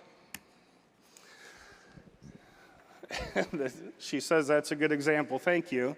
But it is. It wasn't very long ago. I'm only 46 years old, and I was searching through the card catalog to find information, and now I can do it. Now some of you are doing it even while I'm speaking because you're Googling something on your phone. You might as well be down at the library trying to find a book about it. And you can download all the applications right to your phone and your devices. And Megan previewed it a little bit. So important for the devices to be compatible with each other. Do you ever look on an electric device, like forget about connecting to the internet, you look on the electric plug-in device and it has a UL, what is it, Universal Laboratories? It's the regulations that we have that every electrical outlet is going to fit the next electrical outlet. So you can buy a hair dryer, or you can buy a blender, or you can buy the next thing that has a cord, your laptop computer that we're relying on right now, and that it works with the electrical system and all the other components that help us, have this event today. Why don't we have that with the applications and all the software that we use? We could, we should, but we don't because it's not regulated in the same way. So I guess I'm getting on a soapbox with that. But the software now, as we go along, we're getting into problem solving, allowing the technology or utilizing the technology to help us solve problems. I guess back to the same example of using the card catalog, you could search for the answer to a question, which we've been doing for 30 years with internet, with search engines and your internet browsers. You'd be able to look up a resource that existed. It's sort of like a card catalog, but now what's changing with artificial intelligence is that the technology is able to digest and perform functions on all of the data and present it back to us in a way that helps us understand. One of the people back at home that I'm concerned about with all the activity at my house is my wife, and she's been having a lot of conversations with ChatGPT. And I'll try to be brief, but she's asked for advice on how to talk to her boss. She's asked for advice on how to talk to her sister. I think more than that, she's asked for advice how to deal with me. But what I found so fascinating in what she chose to share with me is that it remembers the previous conversation. So it takes into context, well, someone that does your kind of job, that has your kind of questions, that has, I guess, your kind of problems, here's the advice I have for you about the next situation. So I've used ChatGPT for this and that. Maybe it even helped us create this presentation. But I didn't realize what it would do was remember what it talked to you about before, and talked to you about the data that you entered into the system before, and then it would use it for the next conversation.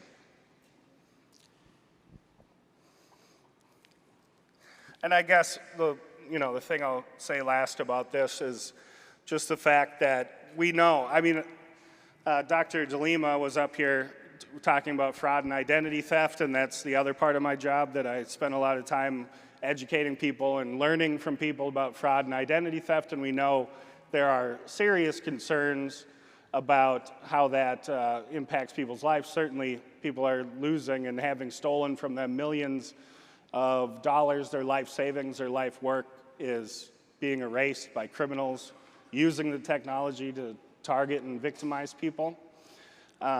But last week I was doing a similar program, and the answer is not to completely shut ourselves off from the technology, but instead it's about adapting and allowing and utilizing the technology to protect ourselves as well. So we have a second part of the program here, and we have, like we heard, some practitioners who are using in their fields technology that makes aging easier, and we're going to start with Shauna Eckberg. So please, come up and join me. We'll get you a microphone. Would you prefer the podium? Sure. Am I just adjusting? Do I switch it? Or? Yeah. Perfect. Oh. You can do it this way. Okay, perfect. Thank you. Are you able to hear me okay? In the back? Okay. All right, so we're excited to talk briefly about our Connected Community of Freeborn County collaboration. I've got a few team members at this table. Raise your hands. Okay. And so what is a connected community? If you look at it, it's connecting a community around healthcare, health insurance, housing and aging care services, and community supports. One small piece of our connected community is the implementation and usage of remote patient monitoring technology. And you can see this is what it would look like in a home. We are also using it in one of our assisted living communities. We'll talk more about it. So what's our story? So as you saw, our connected community of Freeborn County, we're local innovators, and we're using remote patient monitoring, or RPM. We're utilizing a solution to meet seniors' needs in their homes, to keep them where they are most comfortable longer, which in turn does lower our healthcare costs. And St. John's, we received a $600,000 grant over 2 years from Leading Age Minnesota to create a connected community of resources to best support seniors in their current living environment. So even though we're a senior living organization, we connected with some of our community resources and tried to learn from them, like, hey, where's our areas of opportunity to help individuals in their homes? So one solution that we really found as a great partner is called Zemply. And what they do is they use artificial intelligence, or AI, and non-invasive motion sensors that provide, basically, I call it a virtual home care model, because there's no audio and there's no cameras, but you do see motion. So I think we have it in roughly 16 to 18 of our assisted living units, Brandy, that's right? And right now we are implementing it into at least 10 members of our community, and that's anywhere in Freeborn County. We've got some living in the country, apartments, low-income housing, and that's been pretty awesome. I will tell a very brief story. So we've put it in one gentleman's apartment, and when we've gone a few different times to talk to him and see how things are going, he said, I just like that you know I'm okay, because I don't have to call him. If I get an alert saying, hey, so-and-so hasn't moved for 500 minutes, it's because he was sleeping on his chair. And I can see that he is still putting pressure on that chair mat, so I don't have to bug him. But he knows that somebody's checking on him and getting alerted to his movement. So how we learned a little bit more is that we utilize the resource in our community, and our county is an age-friendly county. And so we grabbed some of their data to help us determine how we could best support the county. So roughly 600 seniors returned 55 and older. You can see the demographics there. It's a broad range. How many people have support or don't have support? The orange one there, don't have support. The importance of aging in place. If I just use the extremely important and somewhat important, it mimics what Megan said, about 80%. Super important. So why are we doing what we do? Because aging in Minnesota, especially in rural, it does mimic so much of what we see going on in rural counties nationally. So rural Minnesotans are older, they have more chronic conditions, and report poor health. more likely to be low income compared to those who live in urban areas in Minnesota. So our areas of need in the county that we are all working on in that collaboration is access to healthcare, assistance and support with aging services, advocacy, transportation, and access to mental health care. So I know I skimmed that very quickly, but I wanted to do it in essence of time. Okay? All right, Lisa. Do you want this or you want that? I'll take this.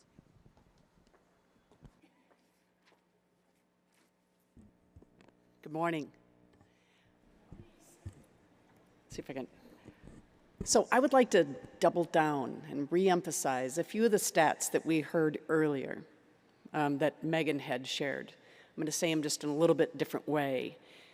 Is that we've got 11,000 people every day turning age 65. And as we age, we know we need help. Help with certain things, right? Things become a little bit more difficult. And one of the very first things that oftentimes we need help with is medications. Medications become complicated. We start taking more medications. And the number one cause of hospitalization in the United States is not taking the right medication at the right time. And it is a leading driver of how we end up losing our independence. Now, while we have this hockey stick growth of people that need care in our country, we have a flatline or decline of people that can provide care. Today, we've got 7-to-1 caregivers for every senior. And by 2030, that ratio goes down to 4-to-1, and soon thereafter, 3-to-1. It is a major issue. So how do we manage this? How do we provide the help to the people that need help? Well, we know technology can play a role. But quite frankly, today, if you go into a home and you look at the technology, it's very disparate, it's complicated, it's all separate, it's all these point solutions, and very often stiff-armed, right? I just don't want to deal with that. It's just too much. And that is exactly why OhmCare exists and the company that I founded. What we are is we're a digital health technology company that has created a home health platform with the sheer goal of changing the way the world cares for the aging population, to be able to take what is complex today and to make it easy. And what we've also done in the way in which we're doing business is the integration of actually taking technology and merging it with service. Because here's what we know. Some people don't even like technology. But if you can actually marry it with service and provide it as a complete turnkey solution, then we have something that we can work with here. And that's what we're doing. So here's what we've created. It's called the OhmCare Home Health Hub. This is a hub that includes your tablet, it includes your medication dispensing, it includes the Bluetooth on board to be able to integrate with perhaps remote patient monitoring tools such as blood pressure, glucometry, and other devices. But what is more about this technology, it is directly integrated with the pharmacy. The pharmacy mail order delivers your medication to your home, and once inserted into that hub, it automatically downloads your medication schedule so that you're automatically alerted when it's time for you to take your meds and you can verify adherence. And by the way, that video screen provides one-touch access to your loved ones and caregivers. And so it creates more connection and it can verify medication adherence. But here's the deal. Technology is nice, but what if you don't want to have to deal with the technology? What if maybe you don't have the capacity to deal with technology, but you do want the benefits that it provides? And that's why we have integrated with national pharmacies and we've integrated with home care providers, whereby the home care company provides the technology, rents the technology, and provides it in the home, installs it in the home, loads the medication for you on a monthly basis, and then the system provides the verification that you're taking the right medication at the right time. We've made a big difference with this technology. We've been able to achieve 98+% dose level medication adherence.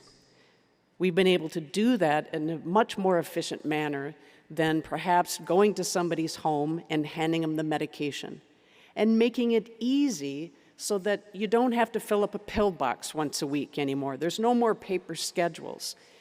With this system, it's automated, it's turnkey, and especially with working with one of our home care providers that provides this service, it is just an easy button related to medication. But one thing I also want to point out that we have learned in the impact of this technology is just the reconnection that our technology provides. If you read that bottom quote, "I live alone and I get lonely, and I enjoy getting calls every day via the hub." Just one-touch access to loved ones via this technology. And quite frankly, the ability to reconnect people, to create a sense of community and belonging around people is why we exist. Thank you.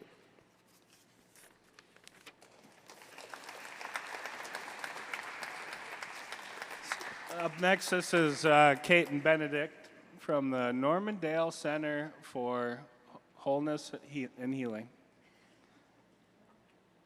And who else do we have here? I did not name him yet. But this is a dog from our center. Yes, I'm coming with a very approachable form of technology, and dare I say, slightly cuddlier? I'm going to go with that. Thank you for introducing me. I'm Kate and Benedict. I'm with Normandale Center for Healing and Wholeness. And we work to support family caregivers through holistic services. Oh, I realized we're not here. Here we go. We often say, change is hard and caregiving is hard. So we do our work by alleviating isolation through respite and support groups. We maintain mental, physical, and emotional health with health and wellness classes. We're extending independence with one-on-one care consultations, alleviating caregiver burden through self-care workshops and activities, among other services, one of which I'm here to talk about, which is animatronic or robotic pets.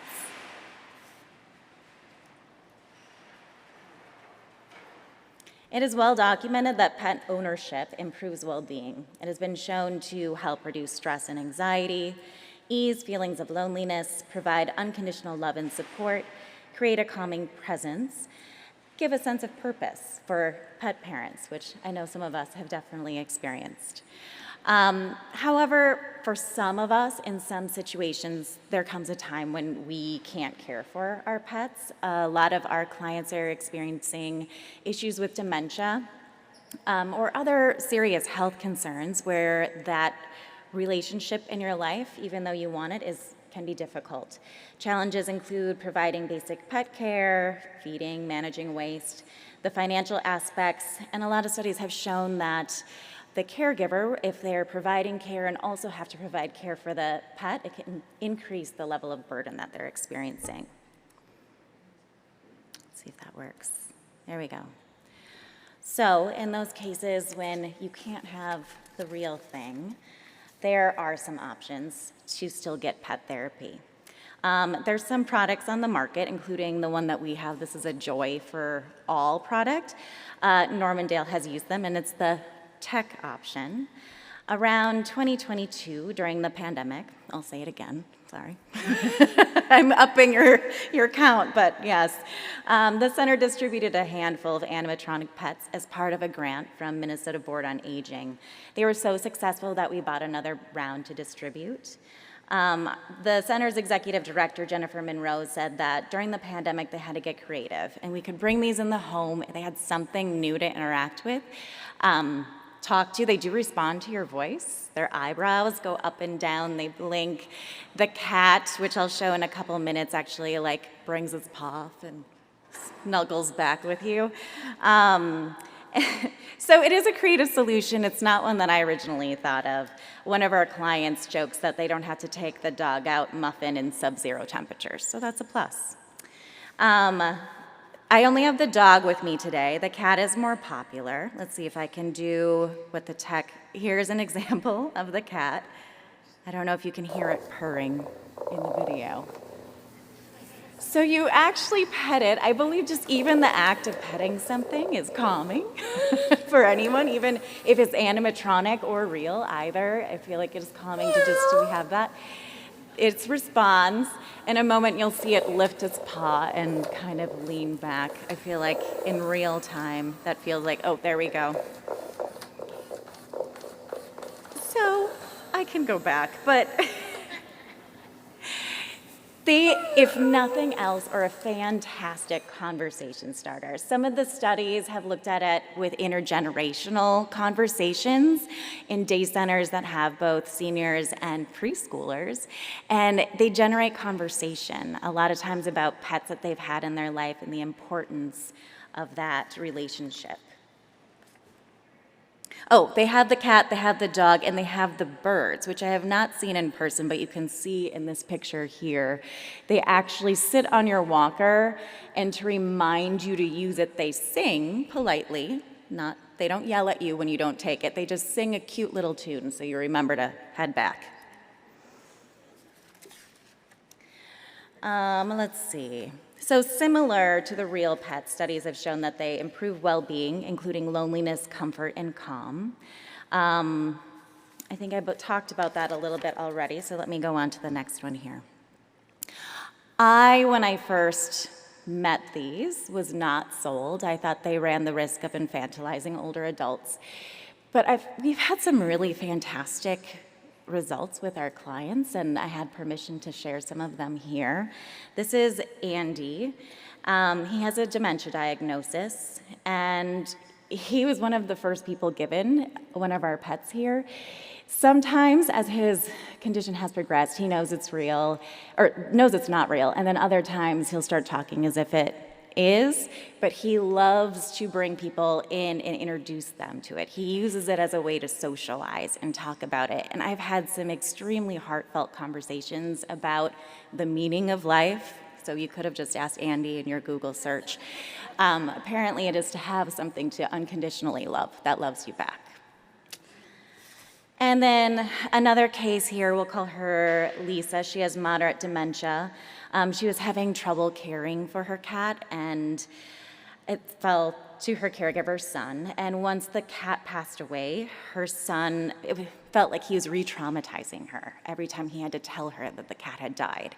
So he very reluctantly borrowed one of ours and brought it to her, and she, surprisingly to him, fell in love with it. She brings it in a basket everywhere she goes, and I've seen her provide genuine care, and it calms her.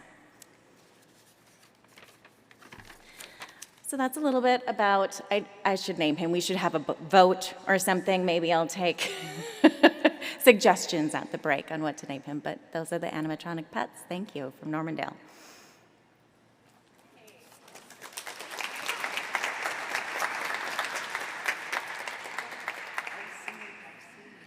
So thank you.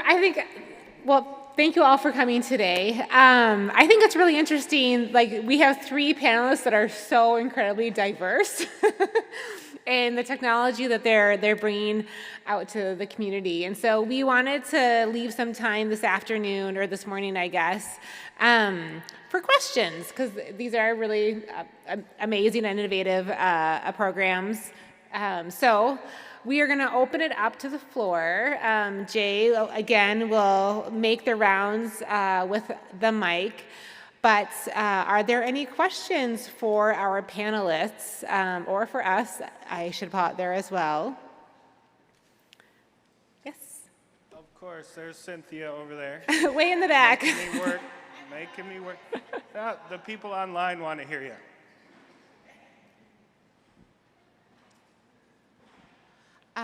So I think the technology that's available is amazing, but A lot of our older adults are on very limited income, and I really just wonder how affordable all of these resources are. And I don't know how much you can talk about it, but if you could, I would like something. I'll just make one comment.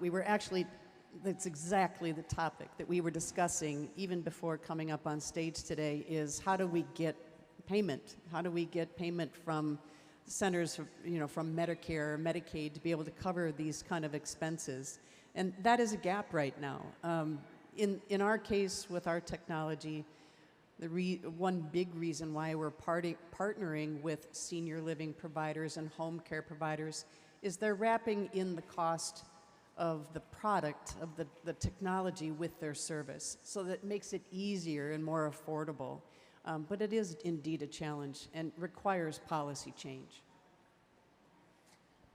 And then for ours, because we're using remote patient monitoring, there are specific codes that can be used. So we are exploring those options because, yes, a huge area of need are individuals who may be utilizing medical assistance, managed care policies, all of those things, because we have to offer it so it's affordable. So this is exploratory for us, and how can we make that affordable? So, great question. I can say a little bit. I think one of the main critiques of these is that they could be even more realistic, especially with the technology advancements, even having those learning capabilities. But keeping it affordable is a challenge. This, which looks like a child's toy in some ways, is already $125. So. I would have guessed more. Thank you. Thank you for answering that. Also, sorry, just as a follow-up, could you maybe talk about what policy needs to be changed? So today, Medicare will pay for certain services as long as you're sick enough, right, in your home or in a facility. But until that time, they don't have coverage. Now, COVID had a few positives to it. One is that it turned on some new reimbursements for telehealth, but it covered only the services and it didn't cover the technology. And so that's, in my opinion, one of the key policy changes we need is it's got to cover the technology as well. Yep. All right. I had a question. What I noticed with the in-home monitoring is that you intentionally pointed out that it doesn't include cameras, that it's sensors, and so would like to know how that has affected adoption. Like, I know friends of mine have had the cameras in their home of their loved ones, and it allowed them to keep them in the home, but lots of times people just are nervous about it, or they feel like it's invasive. And so just wondering if this is more, more accepting for people. Sure, that's a great question. So as part of our assisted living, we've made the motion sensing technology part of our admission packet, where we speak openly about it and it's just how we operate. You can still decline, of course, but it's a bit more accepted. Now, in the home, our project, we actually have our fire department, they have members that they check on every day. And so we started with that group. There's probably 40 people on there. And if the firefighters are saying, hey, you guys should try this, we got 2. So it still shows you that out of those 40, even the unknown, well, I don't need that yet, I'm not old enough, I don't have any issues. So we're hoping that by those 2 individuals who helped us, took that step forward, hey, this is going to be great, that they'll help us talk to others, because we'll be able to show that they also got some human connection as part of it too, So it is a huge barrier, and we're trying to figure out ways. It's kind of knowing folks who can help them understand too. I have a thought or a question. Has there been any integration into having a healthcare professional come to that home? Because here you have all this technology, and a lot of people don't want to go out to see the doctor. So especially with nurse practitioners, I'm not saying maybe a doctor would come, but something of that sort to come to the home to make a full circle of integration. Because Do you want me to or you? Oh, so there is another, I hate to do this, another technology out there that offers where docs can talk to a person on like their TV, but the one that we're utilizing doesn't offer that. We would still just go to the home or figure out a way to get a provider there, truthfully. So our technology does provide the means of doing telehealth visits because we have the audiovisual screen. And matter of fact, starting this fall, we're working with the University of Minnesota Rural Health Research Center in doing a study by bringing care and pharmacy services via our hub to a rural community that is existing in a rural health and pharmacy desert. The whole principle is to be able to not only bring care into the home, but create a model that's replicable so we can actually expand services, healthcare and pharmacy, to people that don't have it in rural areas.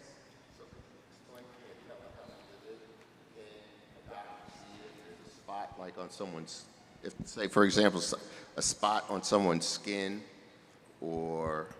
So technology enables us to do primary care visits via an audiovisual interface. It allows us to use diagnostics that transmit information to your provider. So there's a lot of technology that exists that we can bring care into the home. Okay.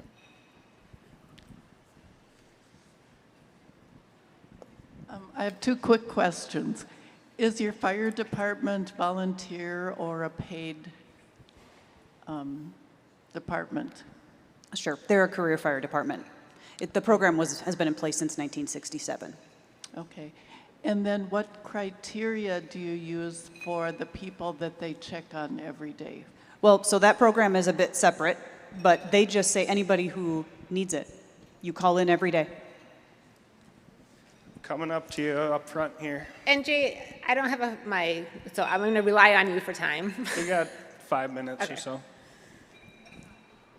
Are all health insurances required to cover telehealth visits with a doctor or provider? I don't know the intricacies of telehealth.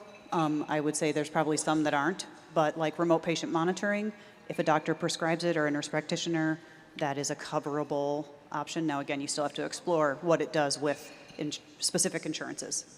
Yeah. Start thinking of your suggestions for the dog's name. Okay, Shauna, I know something about the Zempla you missed, and I just want to ask you, can you explain to them how you know what's going on, how it connects, and because I already know how it connects, obviously. I'm one of your community partners. But the other part of it would be, since there's no cameras, you know, how that all ties together, so that way they understand it a little bit better.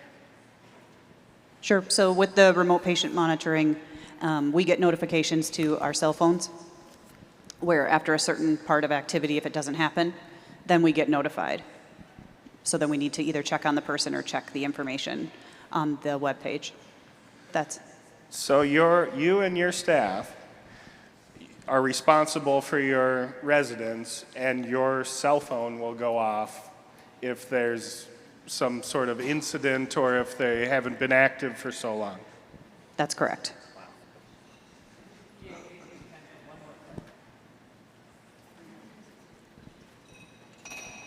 Yeah, I just wanted to mention something. As you interface with some of the different providers, some of the different people who learn this stuff, social workers and what have you, it's a fine line you cross when you think you know somebody down the street might need a welfare check and whether they don't. Because in my neighborhood, we have these nosy busybodies who think they can contact the police and say, do a welfare check on that person. And you scare the person to heck for no reason, and they don't need the welfare check. So there needs to be some degree of accountability and standards when these people are trained as far as what welfare check consists of, when it's needed, when you don't, and just don't go call it on your neighbors. Comments? Yeah, I think in the aging field, a lot of us have spent time like advocating for policies where, for example, if you suspect that someone is being abused or exploited, you can call 911 and report it, and someone will come do a welfare check. But on the other side of it, if that it can be very disruptive in someone's life, I think that's what you're saying. Oh, sure. Yeah, police, social services, fire department. Could, sure. Yeah, there's an organization, I don't know if they're here today, it's called Care Resource Connection, and they are doing a lot of training with first responders, just to fix the whole, the fact that most 911 calls anymore aren't for house fires, they're because someone has a medical emergency at home. Do we have time for one more? One more. Or else, barely but time that's for it. one more. And it really isn't one more. I was just going to comment that through training, and you can make a welfare check not so scary. I mean, for us, we can talk to our people or our relatives to say, if we cannot get a hold of you, if you don't answer your phone, we will send someone, but also to train the personnel. That it's not like a police call. They're not knocking on the door saying, let us in, but to know how to do it in a way that is support and lets the person on the other side know that there's someone that cares about you, that hasn't heard from you. So Jay, if you want to wrap it up, and then after he is done, if we could all join in another round of applause. Yeah, thanks. On this, of all things, thank you very much. What a fascinating panel of practitioners here. Their cell phones go off when it's needed, or when a response is needed for their clients. It's unbelievable. On the screen, you see AARP and the World Health Organization's 8 domains of livability that have been studied for decades about the issues that make inclusive communities for people of all ages. And you can imagine, hopefully, all the ways that technology is supporting us in our communities and advancing. So I guess let's all have a round of applause, especially for our panelists.